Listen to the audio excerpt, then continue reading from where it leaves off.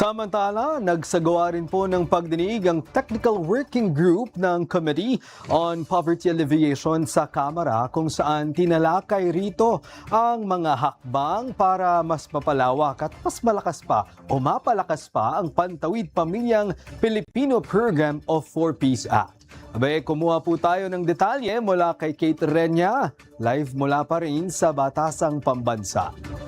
Kate? Kate? Greg, sa isinagawang TWG meeting ng Committee on Poverty Alleviation, pangunahing kinalaki rito ang suhestyon ng ilang mambabatas na i-extend ng karagdagang 3 taon ang 7-year limit ng mga beneficiaries ng 4Ps program. Ayon sa mga mambabatas, malaking tulong ang karagdagang 3 taon para mas makapag-adjust pa ang mga benepisyaryo bago sila graduate o magsipagtapos sa Pantawid Pamilyang Pilipino Program o 4Ps. Ibinahagi naman ni Department of Social Welfare and Development Director Gemma Gabuya na may batayan ang pagkonsidera sa pag-graduate ng mga benepisyaryo at ito ang pag-abot sa kinakailangan ng self-sufficiency. Samantala, may mga sitwasyon naman na dapat ikonsidera para sila ay manatili pa rin sa programa at mapagkalooban ng ibang serbisyo tulad ng livelihood at scholarship program.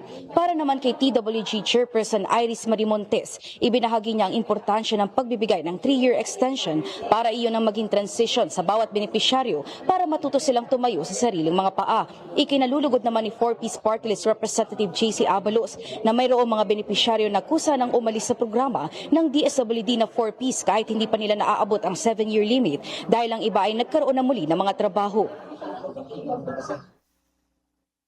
Kasi ako po, Madam Chair, based on sa discussions ko with the beneficiaries themselves, natutuwa ako dahil yung ilan sa kanila, sila mismo nagsasabi, hindi dapat forever, dapat lahat binibigyan ng chance. Suhestyon naman ni Davao Oriental 2nd District Chino Almario na imbis na 3 taon ay gawing 5 taon ang extension ng 4Ps beneficiaries.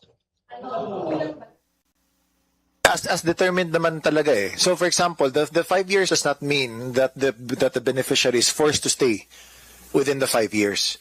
Ang yung sa akin lang naman, Madam Chair, is just more of to really give that breathing room lang talaga.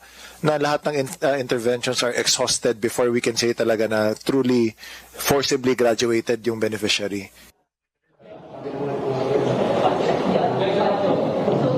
Greg, nabanggit din ni Representative Abalos sa TWG meeting ng Committee on Poverty Alleviation na walaan niyang budgetary impact ang suhestyon na 5-year extension dahil na pagsisirbisyohan pa rin ito ang target na 4.4 million households kada taon hanggang 2028. Mula rito sa Kamara, balik muna sa inyo, Greg.